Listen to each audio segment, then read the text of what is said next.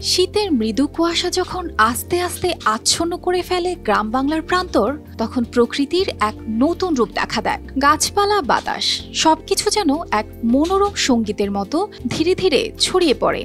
আর এই শীতের স্নিগ্ধতাতেই মিলছে খেজুর গাছের রসের মিষ্টি মধুর ঘ্রাণ। খেজুর গাছের উপরে উঠে গাছিরা তাদের কঠোর পরিশ্রমে রস সংগ্রহ করছেন, আর সেই রস পরিণত হচ্ছে সোনালী গুড় ও পাটালিতে। এই রসের সঙ্গে যেন জড়িয়ে আছে শীতের মিষ্টি স্মৃতি, যা প্রতিটি বাঙালির হৃদয়ে বিশেষ স্থান দখল করে নেয়। টাঙ্গাইলে গ্রামীণ পথের দুধারে সারি সারি খেজুর গাছ, ভোরের কুয়াশার চাদরে ঢেকে থাকা এই পথগুলো যেন জানান দিচ্ছে শীতের প্রকৃতির রূপ। গাছেরা রস সংগ্রহের বিশেষ পদ্ধতিতে গাছের উপরের অংশ থেকে ছাল তুলে সেখানে কলস বেঁধে দেন। প্রতি গাছ থেকে দৈনিক 2 থেকে 5 কেজি রস সংগ্রহ করা হয়। প্রতি কেজি রস 100 টাকায় বিক্রি হয়, আর সেই রস থেকে তৈরি গুড়ের দাম ওঠে 450 টাকা পর্যন্ত।